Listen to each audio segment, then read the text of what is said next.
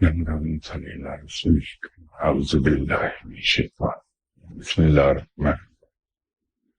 السلام علیکم خواتین و حضرات. اسی صاحب نے سورہ سبا کے فضائل و خصائل بیان کرنے کو کہا ہے.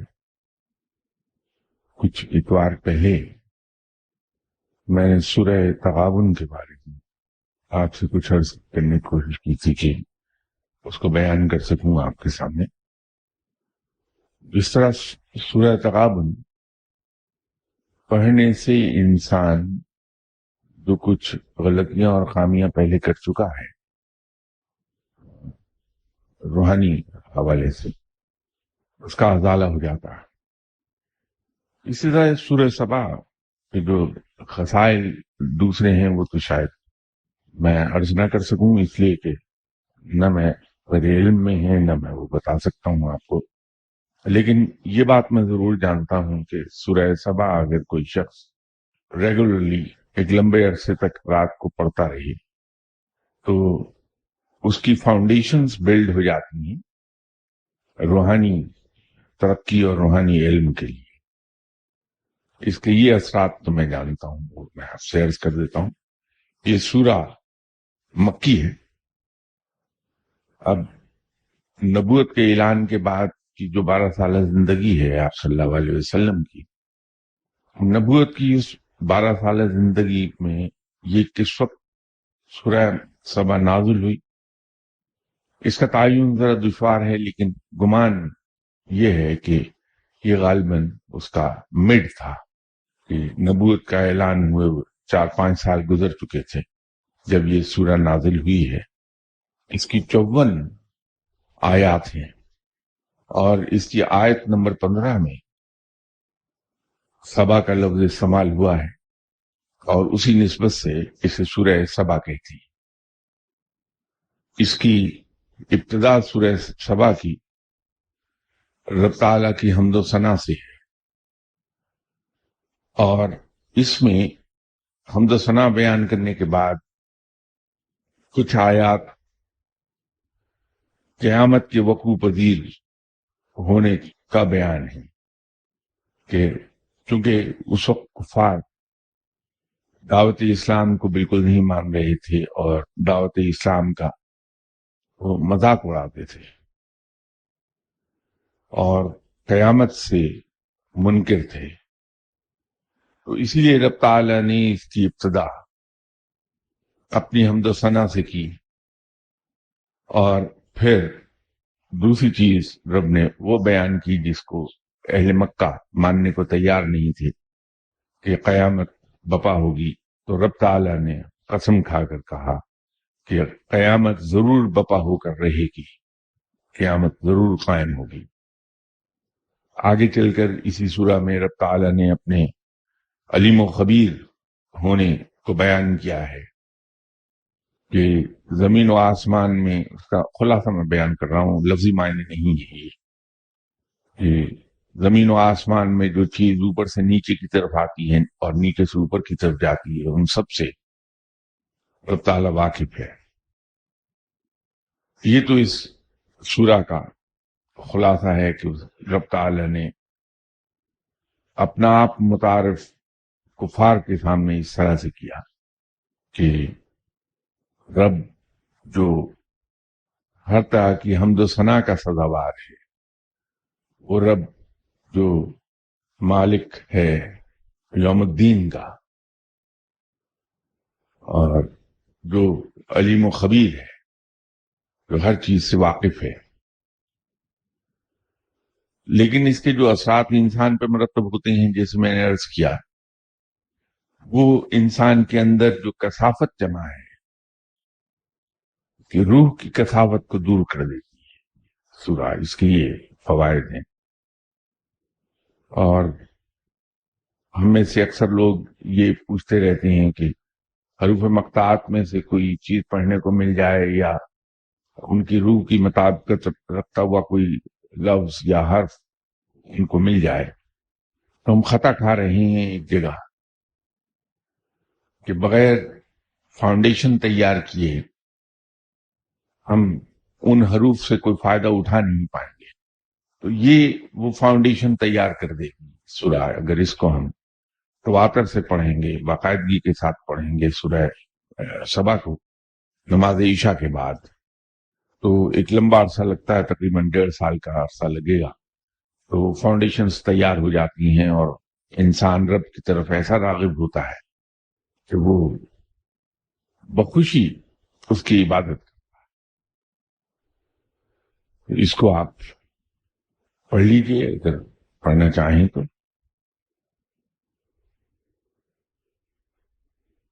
انہی صاحب نے دوسرا سوال کیا ہے کہ جب مرشد کی ہدایت پر مرید کسی بزرگ کے مزار پر پیریوڈیکلی حاضر ہوتے ہیں تو کیا یہ سچ ہے کہ وہ صاحب مزار اس مرید کو ڈائریکٹ فیض دینے کے بجائے اس کا حصہ اس کے مرشد کو دے دیتے ہیں، اور یوں مرید کو ان بزرگ سے فیض اپنے مرشد کے تھرو ملتا ہے؟ اصل میں یہ روحانی علم، روحانی فیض، مرشد، ان سب کے بارے میں ہم سبھی لوگ بمہ میرے بہت سی خوش فہمیوں میں اور غلط فہمیوں میں مبتلا ہیں. ہم نے نہ جانے کیا سمجھ رکھا ہے اس روحانی فیض کو، مرشد کو، کوئی ایسی مافوق الفطرت چیزیں بنا دی ہیں جس کا حقیقت سے کوئی دور کا بھی واسطہ نہیں ہے. میں نے یہاں بہت عرصہ پہلے ایک عرض کیا تھا کہ جب ہم کسی صاحب علم کے مزار پر حاضر ہوتے ہیں اور وہاں کھڑے ہو کر فاتحہ پڑھتے ہیں، کلام الہی کی تلاوت کرتے ہیں، اور پھر رب کے حضور یہ عرض کرتے ہیں کہ یا باری تعالیٰ، یہ میں نے تیرا کلام جو میں نے پڑھا ہے، یہ میں تیرے اور تیرے نبی اکرم صلی اللہ علیہ وسلم کے حضور بطور نظر پیش کرتا ہوں، اسے تو قبول فرما، اور اسے قبول فرما کے اس کا ثواب میری طرف سے آپ صلی اللہ علیہ وسلم کی روح مبارک کی خدمت میں بطور نذرانہ پیش کرتے ہیں. اور اس کے بعد پھر مختلف ہم تمام انبیاء، تمام اولیاء اکرام، تمام مسلمان جو دنیا سے جا چکے ہیں، ان کی روحوں کو اس کا ثواب بخش دے. اور بالخصوص یہ تیرا نیک بندہ جو یہاں سو رہا ہے، تو نام ان کا لے لیں، ان کی روح کو بخش دے. تو رب تعالیٰ اپنی رحمت کے صدقے اس کلام پاک کے تلاوت کرنے کے ثواب کو اس بزرگ کے نامہ اعمال میں لکھ دیتا ہے. اور یہ یاد رکھیے کہ انسان خواہ کسی مقام پر ہی کیوں نہ پہنچا ہوا ہو، دنیا سے چلے جانے کے بعد اس کا اعمال کا سلسلہ منقطع ہو جاتا ہے. وہ اس پر قادر نہیں ہوتا کہ اپنے نامہ اعمال میں ثواب یا گناہ کا اضافہ کر سکے. تو جب کوئی شخص صاحب مزار کے نام اعمال میں یہ ثواب لکھواتا ہے تو اس صاحب مزار کو اس انفارمیشن دے دی جاتی ہے کہ فلاں شخص نے تمہارے نام اعمال میں اتنے ثواب کا اضافہ کرایا.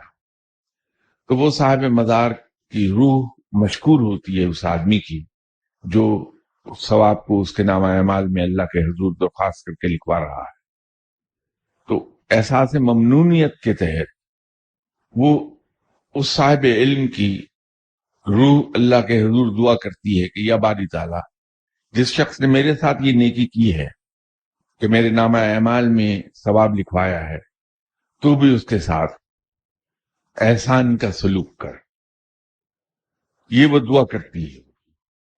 باقی یہاں تک تو میرا خیال ہے چیز آپ کے ذہن میں کلیئر ہو جانی چاہیے. رہ گیا اکتساب فیض کا معاملہ کہ مرشد کے پاس بیٹھے ہیں، وہ بھی میں نے یہاں شروع میں عرض کیا تھا کہ جب کوئی شخص کسی شخص کے ہاتھ پر بیعت ہوتا ہے، اس کا نام اس آدمی کی، اس صاحب علم کی سکرول میں اس کے نام کے نیچے لکھ دیا جاتا ہے، اور یہ پھر نام روز حساب تک قائم رہتا ہے. جب حساب کتاب شروع ہونے لگے گا تو یہ نام کٹ جائیں گے، وہاں سے آزاد ہو جائیں گے سب لوگ. حساب کتاب میں آپ کا مرشد نہ تو کوئی سفارش کر سکے گا، نہ کوئی آپ کی مدد کر سکے گا. یہ بھی میں کلیئر کر دوں آپ کو. آپ کے مرشد وہ نہیں کر پائیں گے جو آپ سوچتے ہیں. یہ اعزاز رب تعالیٰ نے صرف اور صرف آپ صلی اللہ علیہ وسلم ہی کو بخشا ہے کہ وہ شفیع ہیں، صاحب شفاعت ہیں. صرف آپ صلی اللہ علیہ وسلم ہی کی ذات مبارکہ ہے جو شفاعت کر سکے گی اپنے امتی کی. اس کے علاوہ کسی شخص کو یہ حاصل نہیں ہے کہ وہ یہ جرت کر سکے کہ رب کے حضور اپنے کسی مرید کی سفارش کر دے. یہ سب مت ہے جو بیان کی جاتی ہے. مرشد صاحب جو ہیں آپ کے، ان کا کام صرف ایک ہے کہ وہ آپ کو تربیت کے ذریعے سے زندگی کی آلائشوں اور گناہوں کے جو پیچدار راستوں میں ہم کھوئے ہوئے ہوتے ہیں، وہ تربیت کے ذریعے سے آپ کی انگلی پکڑ کے آپ کو ان الجھی ہوئی راستوں میں سے نکال کر اس پوائنٹ پر لا کے کھڑا کر دیتے ہیں جو صراط مستقیم کی ابتدا ہے. اور اس کے بعد وہ آپ کو آپ کا جو بھی علم کا حصہ ہے وہ آپ کے حوالے کر دیتے ہیں، اور اس کے بعد وہ آپ کو یہ کہہ دیتے ہیں کہ اب آپ کی اپنی محنت ہے، میرے پاس جو تمہارا حصہ تھا وہ میں نے تم کو دے دیا. اب جتنی اس پر محنت کرو گے، جتنے صالح اعمال کرو گے، اتنی تیزی سے اس راستے پر آگے بڑھتے چلے جاؤ گے، ورنہ راہ کھوٹی ہو جائے گی. یہ ٹوٹل مرشد صاحب کا کام ہے، جس کے بارے میں ہم ایسی خوش فہمی میں مبتلا ہیں کہ معاذ اللہ، اللہ مجھے معاف فرمائے ان الفاظ کے لیے، کہ ہم مرشد صاحب کو وہ درجہ دے دیتے ہیں جس کی قدرت صرف اور صرف رب کے ہاتھ میں ہے. تو نہ آپ کے مرشد اس پر قادر ہیں کہ آپ کو کسی مصیبت سے بچا سکیں، اس لیے کہ وہ خود اللہ کے محتاج ہیں. نہ آپ کے مرشد صاحب بحیثیت انسان کے اس پر قادر ہیں کہ آپ کا کچھ بھلا کر سکیں، نہ اس پر قادر ہیں کہ آپ کا کوئی نقصان کر سکیں. اگر کچھ کر سکتے ہیں تو آپ کی رہنمائی ہے اور آپ کی ٹریننگ ہے. That's all. Nothing more than this. آپ کی اپنی محنت ہے، جو کچھ مل گیا پڑھنے کو اس میں محنت کریں گے، اعمال نیک ہوں گے، ترقی کرتے چلے جائیں گے، ورنہ وہیں کھڑے رہ جائیں گے. یہ نہیں ہو سکتا کہ آپ کے مرشد صاحب آپ کو اپنے کندھوں پر بٹھا کے اس راستے پہ سر پر دوڑتے چلے جائیں. یہ ممکن نہیں. تو اگر کوئی صاحب علم آپ کو نوازنا چاہتے ہیں تو وہ محتاج نہیں ہے اس بات کے کہ آپ کا حصہ وہ آپ کے پہلے مرشد صاحب کو دیں اور مرشد صاحب اس میں اپنی کمیشن کاٹ کے پھر آگے آپ کو پاس آن کر دیں. وہ اگر کوئی صاحب علم آپ پر مہربان ہو گئے تو عطا کر دیں گے، مل جائے گا، لیکن اس کی اطلاع آپ کے مرشد کو ضرور ہوتی ہے. وہ ضرور جان لیں گے کہ آپ کو علم دیا گیا ہے. اب مرشد صاحب کا دل اتنا بڑا ہونا چاہیے کہ وہ اس کو ہضم کر جائیں. انہی صاحب کا تیسرا سوال ہے کہ کبھی کبھی بہت شدت سے احساس ہوتا ہے کہ یہ دنیا کھیل تماشا ہے اور ہم پتلیاں، یا یہ زندگی ایک بساط ہے اور ہم اس پر سجے ہوئے مہرے جن کی پلیسمنٹس تبدیل ہوتی رہتی ہیں. پتلی اور مہرا ہونے کا احساس اندر ہی اندر عجب بے بسی کی کیفیت پیدا کر دیتا ہے. کیا ایسا سوچنا گستاخی تو نہیں؟ ازراہ کرم یا ازراہ کرم، اگر کرم کرنے والا انسان ہوتا، ایسا ظرف ہوتا تو اپنے اوپر نہ کر لیتا میں، تاکہ اس کیفیت کو ڈائریکشن مل سکے. اور پلیز دعا بھی فرما دیجیے. جب انسان اپنے مائنڈ میں کلیئر ہوتا ہے اس بات پر، آقا کون، مالک کل کون، قادر مطلق کون، میری حیثیت کیا، تو پھر کنفیوژ نہیں آتے. لیکن جب ہم اپنے مائنڈ میں کلیئر نہیں ہوتے تو پھر کنفیوژ پیدا ہوتے ہیں. میں نے یہاں شاید ایک بار یہ عرض کیا تھا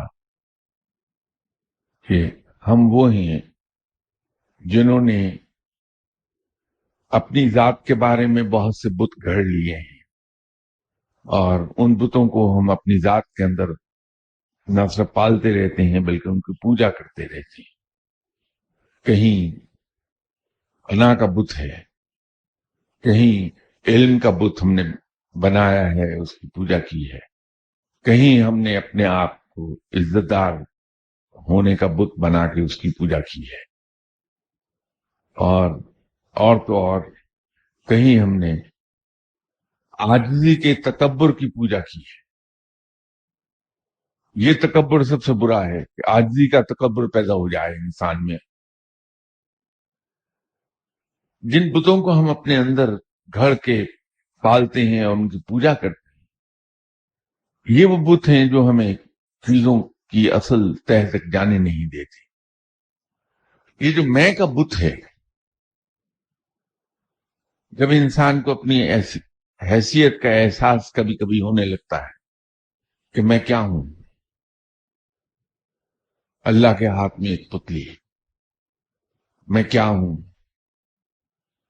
ایک ایسا مورا جس کو شطرنج کھیلنے والا جہاں چاہے جب چاہے وہ موو کر دے، جب چاہے وہ پیٹوا ڈالے۔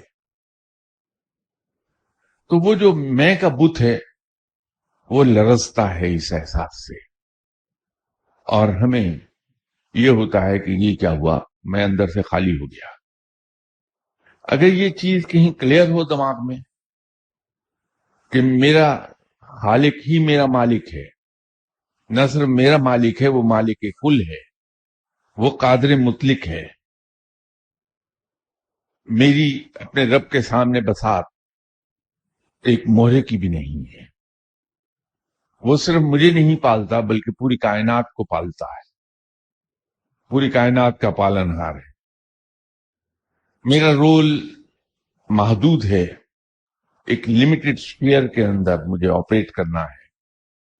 جس مقصد کے لیے مجھے پیدا کیا گیا ہے میں نے اس مقصد کو پورا کرنا ہے، اور میری نکیل میرے رب کے ہاتھ میں ہے جو قادر مطلق ہے۔ تو جہاں وہ چاہے گا مجھے استعمال کر لے گا، جہاں چاہے گا وہ مجھے ڈھیل دیے رکھے گا۔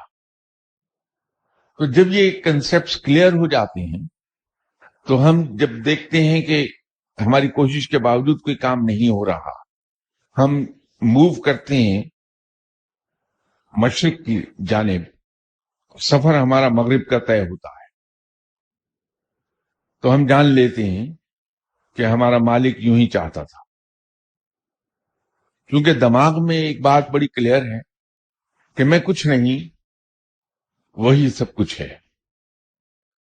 ہاں، یہ اس کی عنایت ہے کہ مجھے ڈھیل دیتا ہے، ہاں یہ اس کی عنایت ہے کہ مجھے کچھ اختیار بخش دیتا ہے، لیکن چونکہ یہ عطا ہے اس کی، یہ اختیارات، یہ ڈھیل، یہ ناز جو اٹھاتا ہے وہ اس کی عطا ہے، تو وہ اس عطا کو کسی وقت وڈرا کر سکتا ہے، میرا استحقاق نہیں ہے یہ۔ تو جب یہ باتیں ہمارے ذہن میں کلیئر ہو جاتی ہیں تو پھر یہ خالی ہونے کا احساس نہیں ہوتا۔ جہاں یہ خلا پیدا ہو دل میں، ذہن میں، اس خلا کو ہم اس سے پر کر دیں کہ میں کون اور میری حیثیت کیا، سب تو ہی تو ہے، تو جو چاہتا ہے کرتا ہے، جیسے چاہتا ہے مجھے استعمال کرتا ہے، اس لیے کہ میں تیرا بندہ ہوں، تیری تخلیق ہے میں۔ لیجیے، خلا پر ہو گیا، اتنی سی بات ہے۔ صرف یہ بت نکال دیجیے اپنے اندر سے، لیکن یہ نکلتے مشکل ہے۔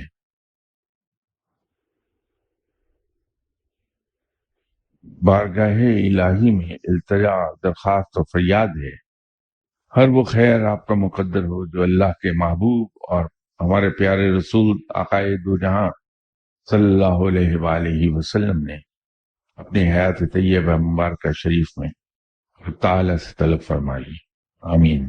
ہر اس شر سے آپ محفوظ و معمون رہیں جس سے پناہ کے لیے سرور کونین صلی اللہ علیہ وآلہ وسلم نے بارگاہ ربی میں متعدد بار مختلف موقعوں پر استدعا فرمائی، آمین۔ جن صاحب نے مجھے یہ دعا دی ہے، اللہ تعالیٰ انہیں اس کی جزا دے، میں بہت مشکور ہوں۔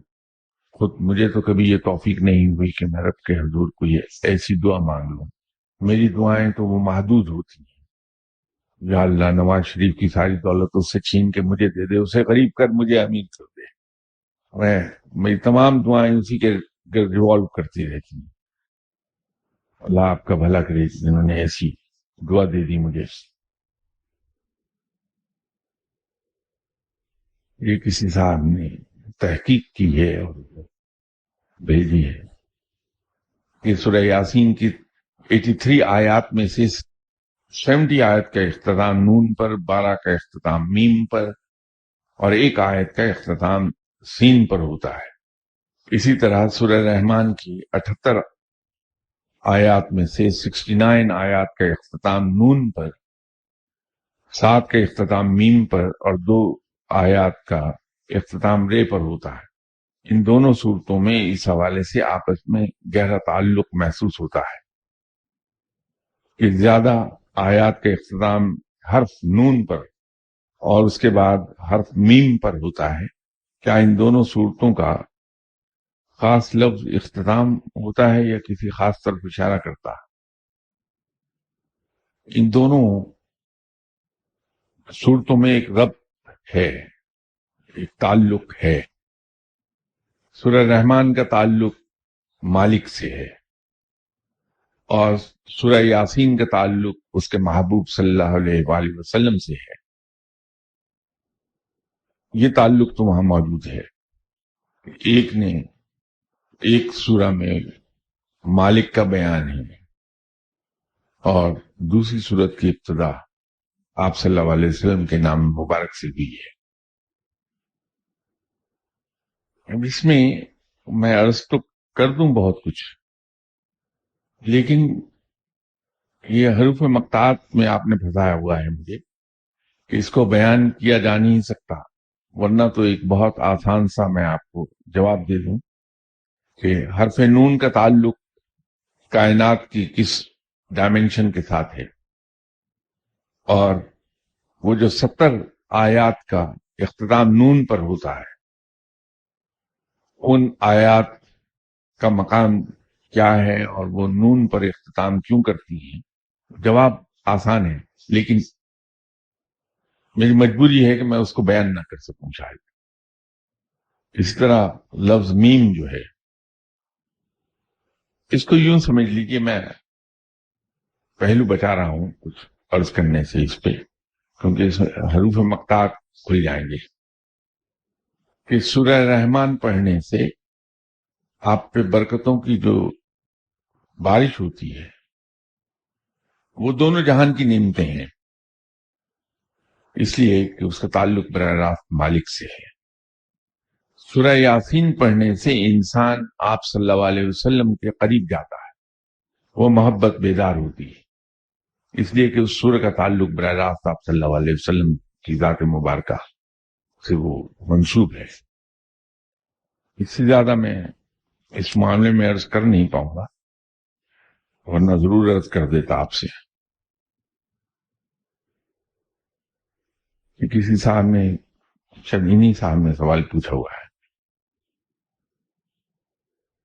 شاہ صاحب آپ کا کافی وقت اشفاق احمد صاحب, قدرت اللہ شہاب, واصف علی واصف کے ساتھ گزرا ہے. کبھی کسی لیکچر میں آپ ان حضرات کے بارے میں تفصیل سے بتائیں, خاص طور پر اشفاق صاحب کے بارے میں. اس میں شاید تھوڑی سی غلط فہمی ہے. اشفاق صاحب کے ساتھ مقابلتاً زیادہ وقت گزرا کے کمال مہربانی فرماتے تھے. 1990 سے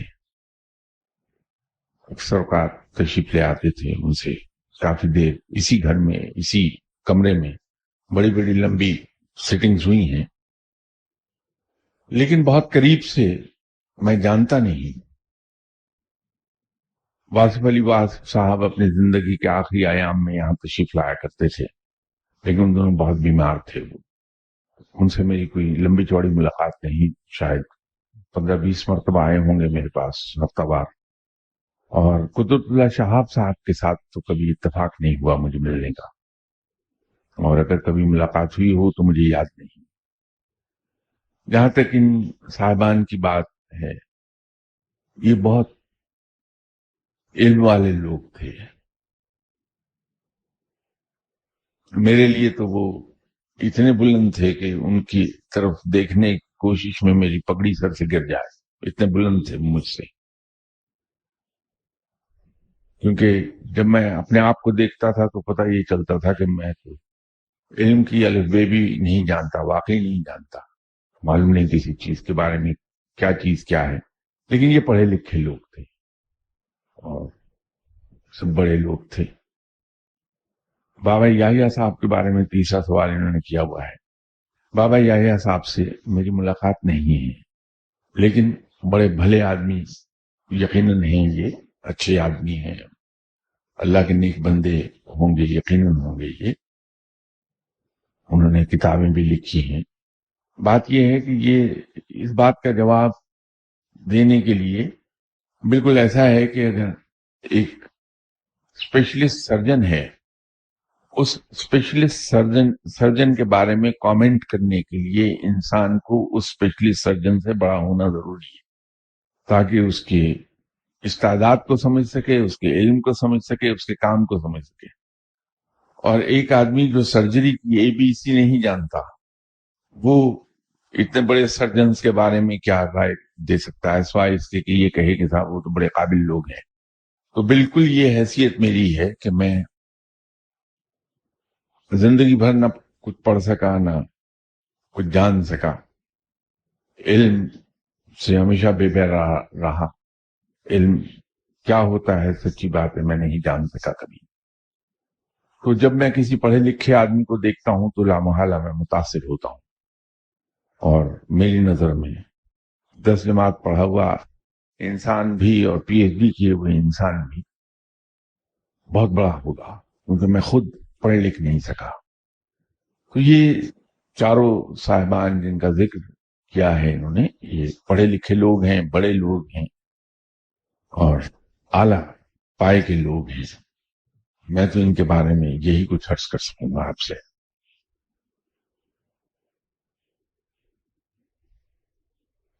پھر انہی صاحب کا چوتھا سوال ہے کہ گھر میں اگر ماں، بہن، بیوی، بیٹی یا کوئی دوسرا فرد نماز نہیں پڑھتا تو اس پر کس حد تک سختی کی جا سکتی ہے؟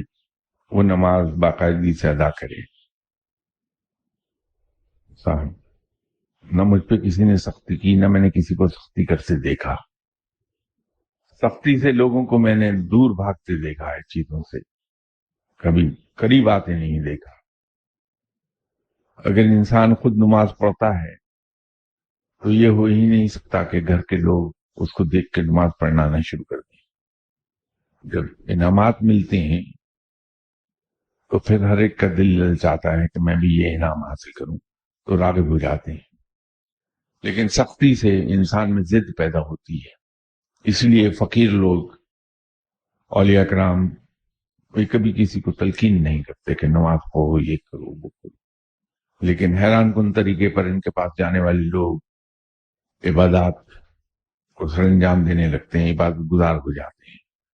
تو بھائی یہ سختی اور ڈنڈا کہیں کسی الماری میں رکھ کے تالا لگا دیجئے، سنت پہ عمل کریں اور لوگوں کو پیار محبت سے اللہ کی راہ کی طرف بلائیے. اگر انسان باعمل ہے تو اس کی زبان میں تاثیر ہوگی، اس کی زبان سے نکلنے والی ہر بات دل میں اترتی چلی جائے گی اور وہ دل پر اثر رکھے گی. سختی سے دور رہیے. ایک سوال ہے، آپ اکثر کہتے ہیں کہ فقیر سے علم حاصل کرو، کیا یہ علم لدنی ہے یا وظائف والا علم یا دانائی کی باتوں والا علم؟ اردو میں ایک زمانے میں ایک محاورہ پڑھا تھا، موسیٰ ڈرا موت سے، موت سامنے کھڑی. میں جس شدت سے بھاگتا ہوں وظائف کی بات سے اور عملیات کی بات سے، وہ بات میرے سامنے کھڑی دکھائی دیتی ہے ہر مرتبہ. یہ فقیر سے تو آپ کو علم لدنی ملے گا. علم لدنی وہ علم ہے جو دوسرے تمام علوم پر محیط ہے، وہ اس کا احاطہ کرتا ہے۔ تو جس شخص کو علم لدنی حاصل ہو گیا اس کو تمام علوم از خود آ جاتے ہیں۔ تو فقیر یا درویش یا ولی اللہ یا صاحب علم، ان سب کو علم لدنی ہی حاصل ہوتا ہے، ڈگری کا فرق ہے، کسی کو کتنا، کسی کو کتنا، کسی کو کتنا۔ تو جب اس سے ہم ملتے ہیں فقیر سے اور کوشش کرتے ہیں کہ اس سے ہم وہ علم چھین لیں، اس طرح اس سے علم بٹور لیں، ٹھگ لیں، تو وہ علم لدنی ہی ہوتا ہے۔ اور جو ہی اس علم لدنی کا حصہ ملتا ہے ہمیں، تو ہمارے اندر عجیب و غریب تبدیلیاں آنے لگتی ہیں۔ اکثر لوگ مجھ سے یہ پوچھتے ہیں کہ صاحب علم ملے گا تو کیا ہوگا، ہم تو پچھلے 45 سال سے فلاں جگہ بیٹھے ہیں، علم نہیں ملتا۔ تو میرا ان سے ایک سوال یہ ہوتا ہے کہ آپ کا کیا خیال ہے کہ جب آپ کو علم لدنی ملے گا، آپ کو فیض حاصل ہوگا، تو کیا ہوگا؟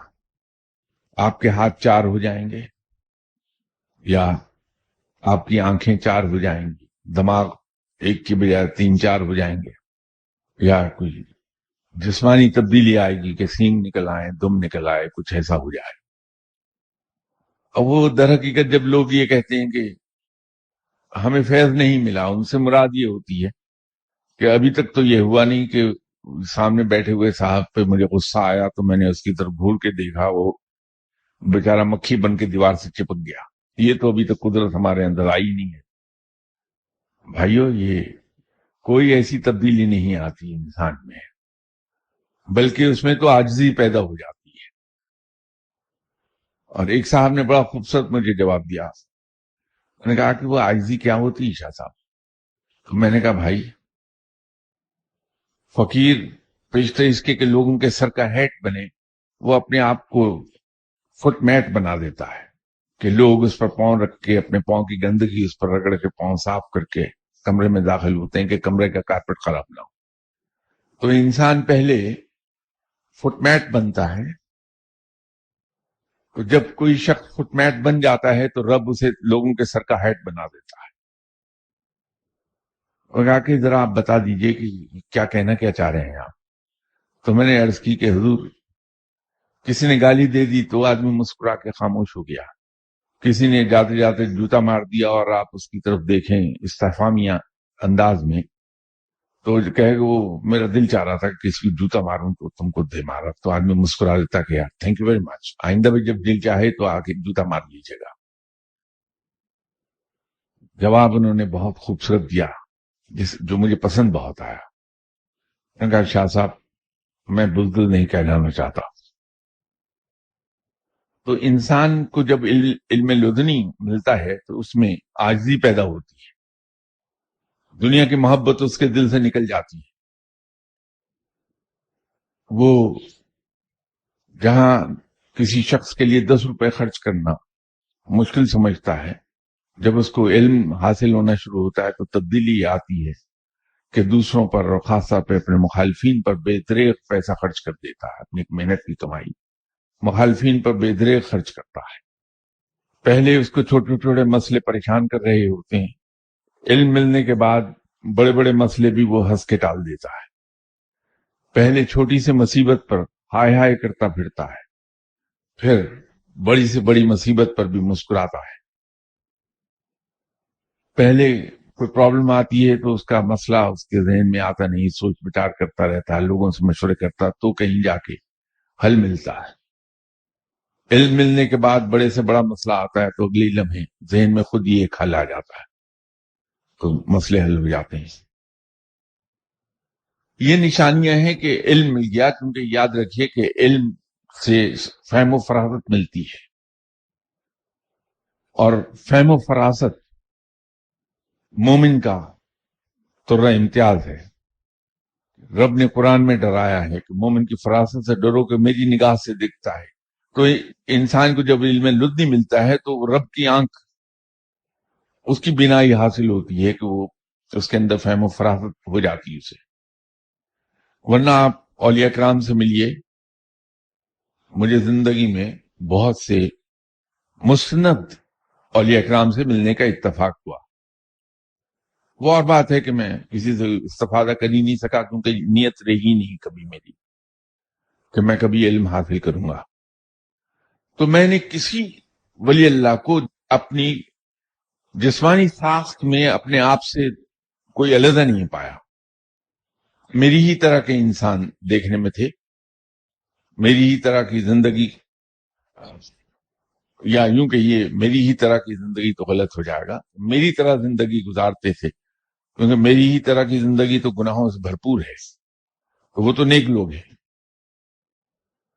لیکن جب آپ ان کے سامنے اپنا کوئی مسئلہ رکھیں تو ایک لمحے میں آپ کو حل بتا دیں گے، اور اس انداز میں بتائیں گے کہ آدمی سوچنے لگتا ہے کہ یہ حل تو مجھے بھی آتا تھا. یہ ان کا علم ہے، ان کی فہم و فراست ہے، جو علم لدنی کے نتیجے میں ان تک آئی ہے.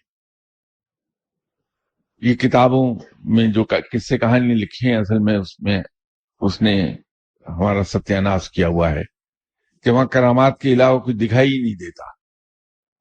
حالانکہ اولیاء کرام کرامات سے دور بھاگتے ہیں کہ یہ ان کا راہ کھوٹا کرنے کے ذرائع بن جاتی ہیں. تو فقیر سے اس کو دعا کرنے کی مشین نہ سمجھیے،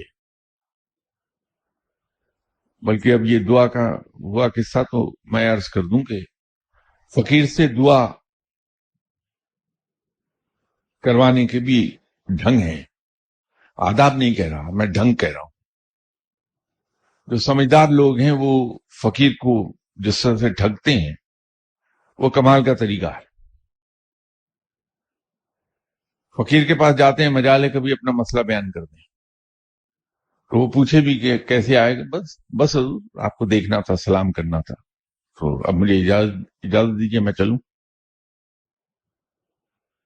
ہم اگر اپنا سوچیں، مجھے وہ آدمی پسند آئے گا جو میرے پاس ایک لمحہ ضرورت سے زیادہ نہ بیٹھے. آپ کو بھی وہی پسند آئے گا. مجھے وہ آدمی پسند آئے گا جو اپنے مسائل لے کر میرے پاس نہ آئے، بلکہ جب بھی مجھ سے ملے مجھے ہنسا کے چلا جائے. اس لیے کہ مسائل تو میری بھی بہت ہیں، میں ان کے نیچے دبا ہوا ہوں. تو کسی اور کے آدمی جو اپنے مسائل لے کے آیا ہے وہ مجھے اور غمگین کر گیا، وہ مجھے کبھی نہیں بھائے گا. تو وہی آدمی مجھے اچھا لگے گا جو آیا اور ہنسا کے چلا گیا. تو ایسی فقیر کو بھی ایسے ہی آدمی اچھا لگے گا جو آیا، بڑی خوشگوار بات ایک آدھ جملہ کر کے وہیں سے کھڑا ہوا چلا گیا. اب اس کی میں آپ کو ایگزامپل دے دوں کہ آپ کے گھر میں دو ملازم ہیں. ایک ملازم کا رویہ یہ ہے کہ وہ، بلکہ یوں کہیے تین ملازم ہیں. ایک کا رویہ یہ ہے کہ ہر دوسرے دن وہ آتا ہے کہ صاحب آج میری والدہ بیمار ہو گئی، ان کے علاج کے لیے مجھے پیسے چاہیے، دے دیجیے. اب 2 4 6 مرتبہ دے دیں گے. اس کے بعد آپ کے دل میں آئے گا کہ کیا مصیبت ہے، یہ روز میرے پاس مسئلہ لے کے ہی آتا ہے. پھر جب وہ آئے گا تو آپ ہوں ہاں میں ٹال مٹول پہلے فوراً دے دیتے تھے جیب سے نکال کے، پھر کہیں گے اچھا کل دیتا ہوں، اسی کو ٹالنا شروع کریں گے اس کو. پھر بھی اس کا یہ رویہ جاری رہے تو وہ تنگ آ کے ایک دن آپ سے یہ کہہ دے گا، آپ اس سے یہ کہہ دیں گے کہ کیا تم روز مانگتے رہتے ہو، بھاگو یہاں سے. کیونکہ یہ تو رب ہے جو ہر وقت مانگنے والوں کو بھی دیتا رہتا ہے، انسان نہیں کر پائے گا یہ کام. دوسرا ملازم ہے وہ بڑی تندہی سے آپ کی خدمت کرتا ہے، آپ کا ہر حکم بجا لاتا ہے. اس کی ڈیوٹی آپ کے گھر پہ صبح 6 بجے سے لے کے رات 10 بجے تک ہے. وہ ہمیشہ آپ اسے یہ پاتے ہیں کہ ڈیوٹی پہ وہ 6 بجنے میں 5 منٹ پہ وہاں ہے اور 10:15 بجے وہ جاتا ہے. اس دوران سارے کام دوڑ دوڑ کے کرتا ہے آپ کے. ادھر فرسٹ آئی، ادھر اس نے کہا صاحب آج فرسٹ ہے، سیلری دے دیجیے. ادھر 10:15 ہوئے، کہتا جی میری چھٹی کا ٹائم ہو گیا، السلام علیکم میں جا رہا ہوں. تو آپ اس کی تعریف تو کریں گے کہ بہت بیوٹیفل ہے، بہت ایفیشینٹ ہے، لیکن کم وقت کا بڑا خیال کرتا ہے. تیسرا ملازم ہے جو آپ کے یہاں کام کر رہا ہے، آپ اس کو 2 بجے بلاتے ہیں تو آواز ایک ہی آتی ہے، حاضر جناب. آپ اس کو دوپہر کو آواز دیتے ہیں، حاضر جناب. جب بھی آواز دیں ایک ہی جواب آتا ہے، جی سر. آپ اس کو سارا دن کام پہ لگائے رکھتے ہیں، وہ ہنستا ہے، بڑا خوشگوار تاثر لیے ہوئے چہرے پر کام کرتا رہتا ہے. آپ اس کو فرسٹ آتی گزر جاتی، 10 تاریخ آئی گزر گئی، مہینہ گزر گیا، تنخواہ نہیں مانگ رہا. 6 مہینے کے بعد آپ نے تنخواہ دے دی تو بڑی خوشی سے تھینک یو سر، چلا گیا. آپ سے کبھی سیلری انکریز کرنے کو نہیں کہتا، اپنا مسئلہ کوئی بیان نہیں آپ کے سامنے کر رہا، کچھ نہیں کر رہا. تو آپ اس سے پوچھتے ہیں کہ میاں بات کیا ہے، تم یہاں کام کرتے ہو، نہ کبھی تنخواہ مانگی، نہ کبھی کپڑے کا کہا مجھ سے، نہ تم نے کبھی اپنا مسئلہ کوئی بیان کیا. کیا تمہاری زندگی میں مسائل نہیں؟ نہیں صاحب. آپ کے ہوتے ہوئے مجھے کیا مسئلہ ہوگا؟ میں تو آپ سے پیار کرتا ہوں، آپ کی خدمت کر کے مجھے خوشی ہوتی ہے. اب ان تینوں میں سے آپ کو ملازم کون سا اچھا لگے گا؟ تو یہ فقیر بھی انسان ہیں، ان کی اندر بھی لائکنگ اور ڈس لائکنگ کے جذبے موجود ہیں. وہ بھی چڑھتے ہیں، وہ بھی خوش ہوتے ہیں، وہ بھی غمزدہ ہوتے ہیں، ان کو بھی خوشیاں حاصل ہوتی ہیں. انسان ہے. صرف ایک بات ہے کہ انہوں نے اپنے آپ کو ٹرین کر لیا، اپنے جذبوں کا اظہار نہیں ہونے دیتے. تو میرا ایک کام یہ ہے کہ میں یہاں سے بھی جیسے ترکی گیا، جناب حضرت ابو ایوب انصاری رضی اللہ تعالیٰ عنہ کے مزار پہ، تو 1 مہینہ پہلے سے میں نے ایک بڑا A4 سائز کا اسکریبنگ پیڈ لے کے اس کے اوپر لکھنے شروع کیے، دعا نمبر 1، دعا نمبر 2، دعا نمبر 3، دعا نمبر 4. پورا مہینہ تیاری کی، اور جب میں وہاں گیا تو 250 دعائیں لے گیا. تو جا کے میں نے سلام عرض کیا کہ السلام علیکم جناب، فاتحہ پڑھ لی. اس کے بعد کہا کہ جناب میں حاضر ہوا ہوں پاکستان سے، یہ ایک آدھ دعا تو میرے لیے کر دیجیے. اور انہوں نے بھی خوش دلی سے کہہ دیا، کیونکہ فاتحہ کے دوران ملاقات ہوئی، کہ ہاں کہو کیا ہے. کہ یہ دعا نمبر 1، حضور دعا فرما دیں کہ مجھے کوئی 150 شلوار قمیض وائٹ کلر کا مل جائے. اچھا کر دیتا ہوں. اس کے بعد آ گیا صاحب مجھے فیلٹ ہیٹ کا بڑا شوق ہے، میچنگ فیلٹ ہیٹ چاہیے ہر سوٹ کے ساتھ. کہ اچھا کر دوں گا. تو کرتے کرتے جب 250 والی دعا پہ 250 نمبر پہ پہنچا تو انہوں نے اٹھا کے اینٹ دے ماری کہ تم نے کیا کمپیوٹر سمجھا، بٹن دباتے ہوئے ہر بٹن دبایا جا رہا، دعا کی بٹن دبا دیا، کمپیوٹر پہ جواب آ گیا. فقیر لوگ چڑھ جاتے ہیں اگر اس کی نسبت یہ رویہ رکھا جائے. وہ ایک زمانہ تھا میں حضرت ابو ایوب انصاری رضی اللہ تعالیٰ عنہ کی خدمت میں حاضر نہیں ہوتا تھا، ترکی جاتا تھا، دوسرے سب کی خدمت میں حاضر ہوا. ایک اور صاحب جا رہے تھے، انہوں نے مجھ سے کہا میں کہاں جاؤں؟ تو میں نے کہا فلاں فلاں جگہ چلے جاؤ. تو وہ مجھے کہنے لگے حضرت ابو ایوب انصاری صاحب، اور میں نے کہا چھوڑو کیا جانا. تو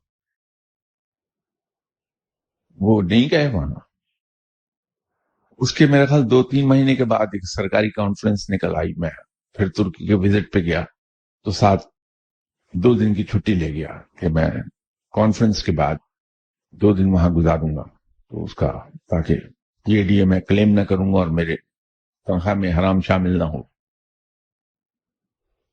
جب کانفرنس ختم ہو گئی تو میں ظاہر ہے سرکاری ڈیوٹی ختم کی تھی تو سرکاری خرچے پر تو نہیں رہ سکتا، میں پروویژن ہے لیکن میں تو نہیں رہوں گا.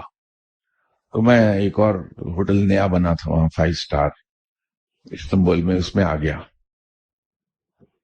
صبح کے وقت ناشتہ کرنے میں گیا ہال میں جو لائیو سٹیشن تھا آملیٹ کے لیے، اس پہ کھڑا ہوا دیکھ رہا تھا. وہاں چیزیں انہوں نے سجائی ہوئی تھی کہ جو آملیٹ میں آپ نے ڈلوانا ہے اس کو بتا دیجیے. تو ان کو میں دیکھ رہا تھا، میرے پیچھے کندھے کے اوپر سے آواز آئی، السلام علیکم سر. میں نے مڑ کے دیکھا، وہی صاحب تھے جن کو روکا تھا میں نے. وہ کہنے لگے آپ، میں نے کہا نہیں، میں رات ادھر شفٹ ہوا ہوں، کانفرنس ختم ہو گئی تھی تو میرا ذاتی سٹے ہے. تو کہنے لگے جمعہ پڑھنے کا اس دن جمعہ تھا، کہاں ارادہ ہے؟ ہم نے کہا ابھی پوچھ لیتے ہیں کاؤنٹر سے کہ کہاں مسجد ہے. اب وہ کاؤنٹر پہ بیٹھی ہوئی खातून अंग्रेजी की उतनी ही बड़ी माहिर थी जितना माहिर मैं था। तो ना उसको मेरी अंग्रेजी समझ आती थी, ना मैं उसकी अंग्रेजी समझ पाता था कि क्या कह रहे हैं।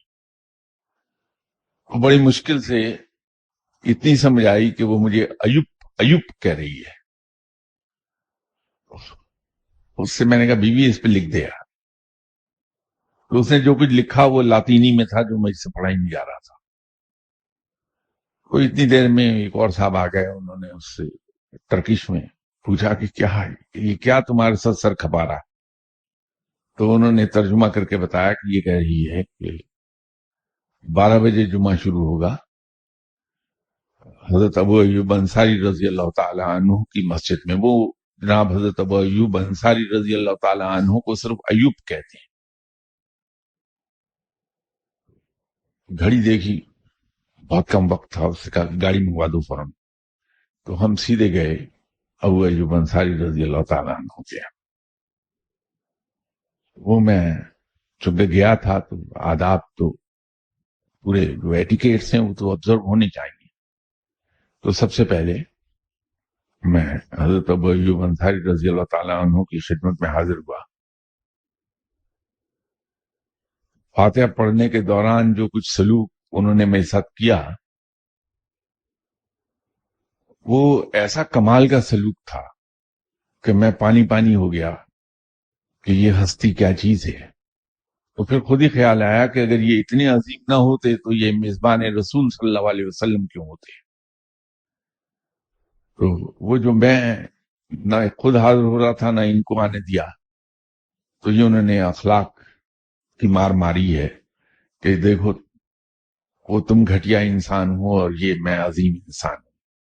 तुम में और मुझ में बस इतना ही फर्क है कि तुम मेरे यहां आए हो, मैं मेहमान समझ कर तुम्हारे साथ सलूक क्या कर रहा हूं, और तुम मेरे पास आने से खुद भी इनकारी थे और दूसरों को भी रोकते थे। तो ऐसा जूता अखलाक का पड़ा।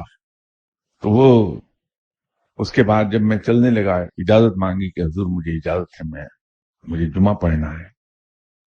फरमाया कि ठहर जाओ 1 मिनट। और मैं सोच रहा था कि अब क्या करेंगे मेरे साथ सलूक।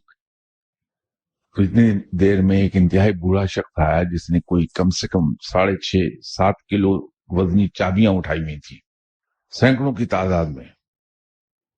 वे थे रिंग्स लोहे की, उनमें परोई हुई। तो मेरे कंधे पे टैप किया उसने इधर आओ मेरे साथ। तो मैंने लिंक कर लिया कि जो फरमाया था कि 1 मिनट रुको, वो यही किस्सा था।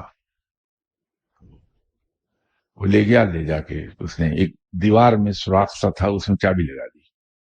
तो चाबी लगाने के बाद उसने जो खोला तो पता लगा कि वो ताकचा है जिसके ऊपर उन्होंने इस तरह से पेंट किया हुआ है तो दीवार का हिस्सा दिखाई देता है, पता नहीं चलता यहाँ ताकचा है। तो उसने लाइट ऑन की तो अंदर आप सल्लल्लाहु अलैहि वसल्लम के पाए मुबारक का इंप्रेशन था, जिसके ऊपर सोने का खोल चढ़ा हुआ था। एक अल्लाह की इनायत ये है कि आप सल्लल्लाहु अलैहि वसल्लम से मुताल्लिक अगर कोई चीज है तो 1 सेकंड में पता लग जाता कि ये असली है। तो वो उसको खोला जो ही उसने तो साफ पता चल गया कि आप सल्लल्लाहु अलैहि वसल्लम ही के पाए मुबारक का इंप्रेशन है। तो मैंने फातिहा वहां पढ़ी। जब चलने लगा तो उसने मुझे गर्दन से पकड़ा और मेरा सर उस ताकचे में दिया कि इसको किस करो।